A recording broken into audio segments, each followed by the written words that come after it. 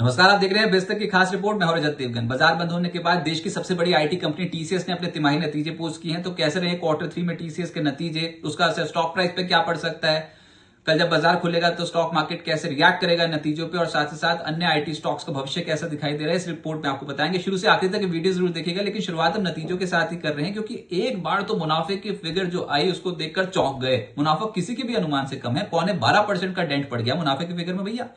Quarter quarter basis पे 11.7% घटकर मुनाफे की फिगर आई है 10,720 करोड़ रुपए।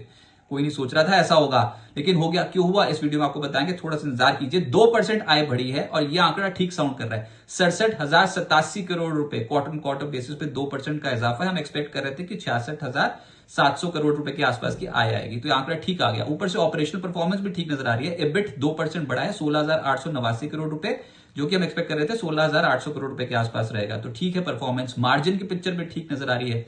25.2% के मार्जिन बरकरार रखे हैं। देश की सबसे बड़ी आईटी कंपनी ने इतने टफ ग्लोबल चैलेंजेस के बावजूद 25.2% के मार्जिन को इंटैक्ट रखना कोई आसान बात नहीं थी। टीसीएस ने कर दिखाया। ऊपर से निवेशकों को तोहफा दिया, 11 रुपए प्रति शेयर का अंतरिम डिविडेंड और 46 रुपए प्रति शेयर का स्पेशल डिविडेंड भी देने का ऐलान कर दिया है। तो यहां तक तो पिक्चर क्लियर है।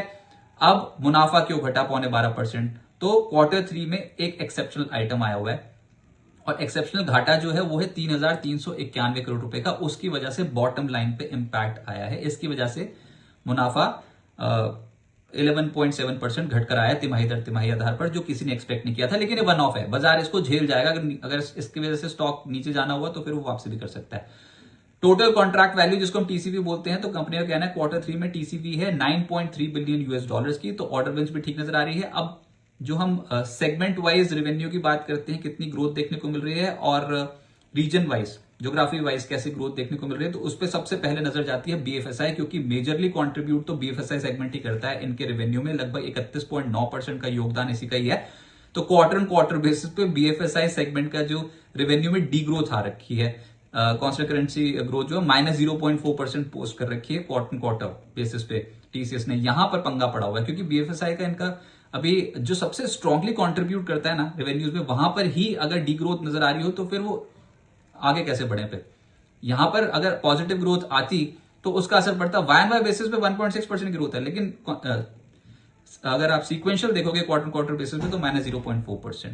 अच्छा, उसके बाद ज्योग्राफी देखते हैं, तो उसमें फिर नॉर्थ अमेरिका कैसे परफॉर्म कर रहा है। तो नॉर्थ अमेरिका जो 48.5% कंट्रीब्यूट करता है, उसकी जो कांस्टेंट करेंसी ग्रोथ आई है क्वार्टर क्वार्टर बेसिस पे, वो आई है 0.1% की, मात्र 0.1%। तो पूछा तो फिर यही जाएगा ना मैनेजमेंट से कि नॉर्थ अमेरिका बिजनेस में आपकी सुस्ती देखने को मिल रही है, बीएफएसआई सेगमेंट आपका अभी इतना स्ट्रांगली प्रदर्शन कर नहीं रहा है, तो कब तक ये चैलेंजेस जो हैं इनका आप असर देखते हो और कैसे ठीक होगा। यूरोप में, यूके में -1.9% की डी ग्रोथ है, तो कॉन्टिनेंटल यूरोप में 2.1% की ग्रोथ है।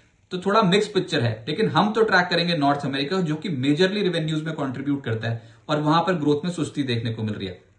मैनेजमेंट के बयान इस पे अहम होंगे। भारतीय मार्केट में जो कारोबार की ग्रोथ है वो 8% है तिमाही दर तिमाही आधार पर, और कितने कंपनी ने ऑर्डर विंस किए फ्रेश, कितना एक्सपेक्टेड है, यूएस मार्केट पे कितनी और डील्स एक्सपेक्टेड है, ये सब सवाल मैनेजमेंट से पूछे जाएंगे, और मैनेजमेंट जब उसका जवाब देगी तो उसका इंपैक्ट भी पड़ेगा। लेकिन अभी के जो नतीजे आए हुए हैं उसके हिसाब से मैं आपको बताऊं, 3,239 रुपए पे ये टीसीएस का शेयर है अभी, और ज्यादातर एनालिस्ट हैं बुलिश टीसीएस के स्टॉक पे। तो जब जब नीचे जाएगा तो खरीदारी के चांसेस ज्यादा बन जाएंगे। और ऊपर से अगर तो ट्रेड डील की, भारत और यूएस की ट्रेड डील की बात कहीं एकदम से तूल पकड़ गई, अगर वाकई फाइनल स्टेजेस पे बात पहुंच गई, तो फिर तो आईटी स्टॉक्स इतने पिटे हुए हैं, इतने पिटे हुए। टीसीएस का खुद का स्टॉक एक साल में 22% नीचे है, तो बिल्कुल ही लोअर लेवल्स पे। तो यहां से पुल बैक के चांसेस भी बहुत ज्यादा बढ़ जाएंगे। लेकिन purely on the basis of valuation 3,569 से लेकर 3,769 तक के टारगेट्स फेयर वैल्यू बैठती है, जो एनालिस्ट कम्युनिटी मान के चल रही है। इनफैक्ट जेपी मॉर्गन तो 4100 तक का टारगेट ओवरवेट होके गया हुआ है जेपी मॉर्गन टीसीएस पे। लेकिन 4100 थोड़ा दूर इसलिए लगता है क्योंकि 4150 पे तो कंपनी ने ही बाय बैक किया था। तो फेयर वैल्यू आप 3,569 से लेकर 3,769 तक की रखें, और देखते हैं फिर उसके बाद फिर ब्रोकिंग हाउसेस किस तरीके की स्टेटमेंट्स देती हैं इन नतीजों के बाद। लेकिन हाँ, ये है कि टीसीएस ने ऑपरेटिंग लिहाज से तो नतीजे ठीक दे दिए। ग्लोबल चैलेंजेस का असर पक्का मैनेजमेंट गिनवाएगी। मैनेजमेंट का ना एक और बहुत स्ट्रॉन्ग हाईलाइटेड पॉइंट है इस पर्टिकुलर नतीजों में, और वो है आर्टिफिशियल इंटेलिजेंस के ऊपर कंपनी का फोकस। इनके जो सीईओ और एमडी हैं के कीर्तिवासन, उन्होंने साफ तौर पे बोल दिया है कि जो मोमेंटम है Q3 FY26 में वो इंटैक्ट रहा है और इनका जो एम्बिशन है कंपनी का, वो दुनिया में सबसे बड़ी artificial intelligence led technology services company बनने का है।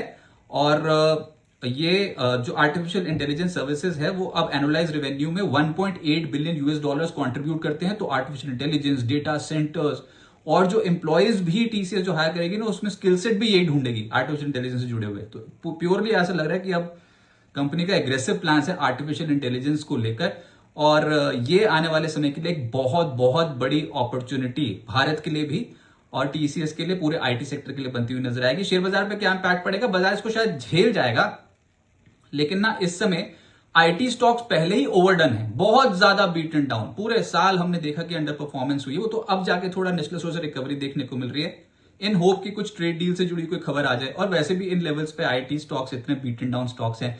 आप देखो, इन्फोसिस ने जब अपने बायबैक का प्राइस अनाउंस किया तो अपने इन लेवल से ऊपर का किया। पिछली बार जब टीसीएस ने किया था 2023 में, तो 4100 के लेवल का किया था।